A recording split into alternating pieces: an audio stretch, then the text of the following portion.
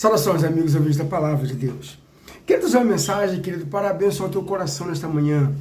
Eu sei que essa mensagem vai nos trazer fé e esperança, vai, assim, levantar, aumentar nossa fé nas promessas de Deus. E eu peço que tu se inscreva no canal, se ainda não for inscrito, deixe o seu joinha aí, se você assim gostar, e compartilhe essa mensagem, querido. Não deixe de compartilhar, porque muitas pessoas precisam ouvir a pregação da Palavra de Deus. E quando você compartilha esse vídeo, você estará também evangelizando. E certamente o galardão de Deus virá na tua vida. Eu quero deixar para a nossa meditação Gênesis 37, 28. Gênesis 37, 28 fala assim: passando, pois, os mercadores midianitas, tiraram e alçaram a José da cova e venderam José por 20 moedas de prata aos ismaelitas, os quais levaram José para o Egito. Amém. Queridos, eu fico pensando, o Senhor Jesus Cristo, Deus na sua palavra, em toda a sua palavra, nos estimula a ter uma vida de oração, uma vida de busca. E Paulo diz que que Deus é poderoso para fazer infinitamente mais de tudo quanto pedimos e que pensamos. Só Jesus falou: pedi, dar-se-vos-á, buscai, acharei, batei e abrir-se-lhe-á a porta. Deus falou: clama a mim e responder-te-ei. Ou seja, em toda a Bíblia Sagrada, ela nos estimula a orar e nos diz que Deus assim responderá nossas orações. Mas uma pergunta que eu tive por muito tempo no meu coração: por que Deus muitas vezes não responde a muitas orações que nós fazemos? Eu já tive muitas orações não respondidas, você também. Paulo teve, Jesus também teve. E certamente, querido, José também teve essas dúvidas no coração. Não que Paulo e Jesus tivessem dúvida, não, eu não creio que Jesus tinha dúvida nenhuma. Mas José, chegou a um certo ponto da vida de José, que essa dúvida também pairou no coração. A pergunta talvez que ele fazia, que eu fiz há algumas semanas, será que Deus responde as orações? Ou será que Deus só faz aquilo que está em sua vontade? Porque Jesus falou: se orarmos alguma coisa segundo a vontade de Deus, Ele nos ouve. Então, a pergunta que eu indagava, que eu fiquei algum tempo em oração aqui, clamando a Deus, foi para ver se vale a pena orar, ou se apenas deixar que Deus faça a sua vontade segundo a sua soberania. E a resposta, queridos, que veio de Deus na minha vida foi essa mensagem que Deus colocou no meu coração. José, meu amado, minha querida, foi um homem de Deus. José era um homem querido na sua casa. Os irmãos usavam túnicas brancas de saco. José usava túnica colorida. José era o queridinho do pai. José era o filho perfeito, o servo fiel. Aquele menino que olhava para ele não tinha do que falar mal dele. Mas a vida desse homem que tinha promessa de Deus para a vida dele, Deus prometeu que seus irmãos se inclinariam diante dele. De uma hora para outra, aquele menino vê a sua vida descendo ladeira abaixo. Quando seus irmãos intentam matá-lo e jogam-no na cova, certamente na cova ele orou a Deus para Deus livrar ele da ira dos irmãos.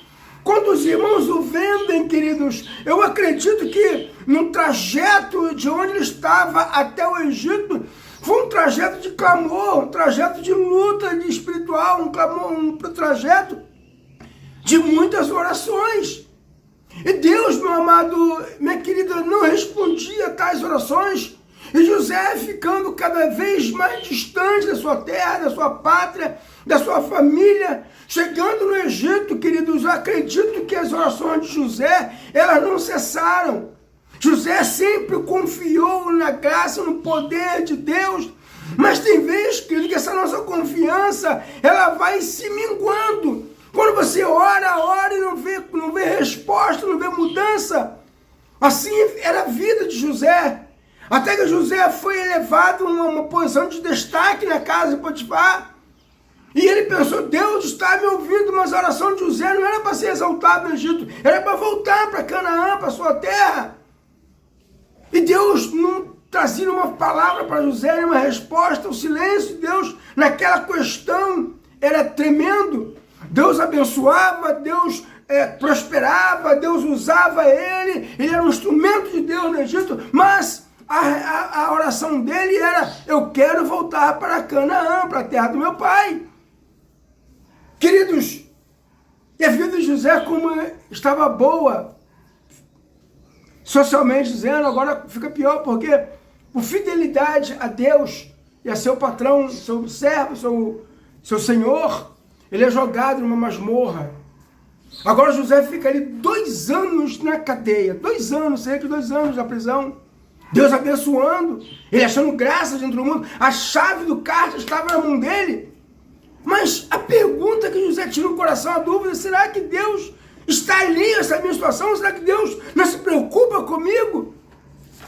Durante 2 anos, José ficou ali no cárcere, orando, chorando, lamentando-se diante de Deus.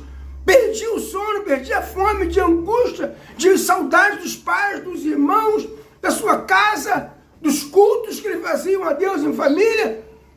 Sabe, queridos, até que um dia ele interpreta o sonho de 2 homens, um copeiro e um padeiro. Ali naquela interpretação ele percebe que o copeiro voltaria para a presença do rei Faraó. Ele fala, olha, quando chegar diante de Faraó, intercede ele por mim. Porque eu estou aqui inocentemente, não fiz nada para estar na cadeia. Num dado momento, José pediu uma ajuda humana. Sabe, querido, se a nossa ajuda vem de Deus. Deus usa pessoas, sim. Mas a nossa confiança precisa estar firmada nesta palavra. Na pessoa bendita de Deus. E chegando lá, o copeiro esqueceu de José. Muitos meses se passaram até que José é chamado à frente do Faraó, devido a um sonho, 2 sonhos que ele teve. O copeiro lembrou de José e trouxe José. Agora, querido, José começou a entender as coisas. José vira senhor do Egito, a segunda maior autoridade do mundo atual. E através de José, Deus começa a alimentar muitos povos. Toda a terra era alimentada através da sabedoria que Deus deu a José ali no Egito. Quando os irmãos dele chegam uma vez, chega a segunda vez, e ele se deixa conhecer, os irmãos, meus amados, ficam com medo de serem punidos. Mas José, que já havia entendido o propósito de Deus, ele revela para os seus irmãos, aqui em Gênesis 45:5, ele fala assim, olha, agora, pois, não vos entristeçais, nem vos peses os vossos olhos por me haver desvendido para cá, porque para a conservação da vida, Deus me enviou diante da vossa face. Queridos, finalmente José entendeu o porquê daquele silêncio de Deus de anos.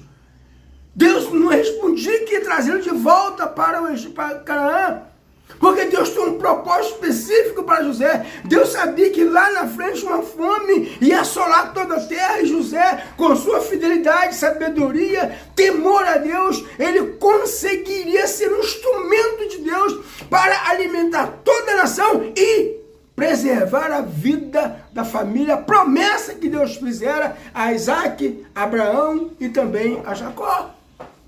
Agora, no final, José entendeu o porquê que Deus não ouviu a sua oração. Sabe, queridos, nós temos que entender isso. Deus é o soberano, sim. Ele é misericordioso, sim. Mas Deus veio além.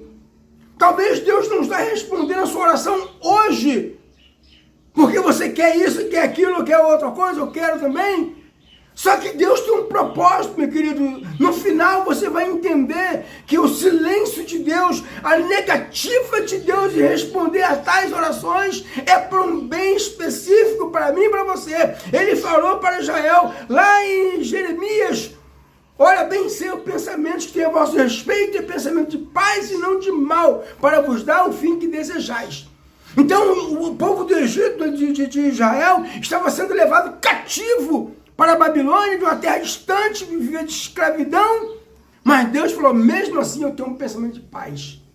Tem um propósito específico disso tudo. Sabe, querido, Deus tem um propósito na tua luta, Deus tem um propósito na tua dor, Deus tem um propósito em não responder as tuas orações, e certamente daqui a pouco, alguns dias, semanas, meses, até anos, nós vamos entender o porquê Deus não respondeu a tais orações. Então, meu querido, o que eu tenho que fazer é continuar confiando na misericórdia e na palavra de Deus. O que eu tenho que fazer é alinhar a minha vida à vida de Deus, para que eu possa entender os propósitos e desígnios de Deus, ainda que Deus não me revele, mas pela fé na palavra de Deus, eu saber que Deus tem um propósito específico para esta minha situação que eu vivo hoje. Então, vivendo assim, eu vou viver na plenitude de Deus, as lutas vêm, as batalhas vêm, eu vou vencendo uma a uma, perdendo algumas, vencendo outras, enfim. Mas no final das contas eu vou perceber como Deus é soberano, como Deus é poderoso, como Deus é misericordioso. Ele sabe todas as coisas. Pense nisto, fique na paz e até uma próxima mensagem, querendo Deus.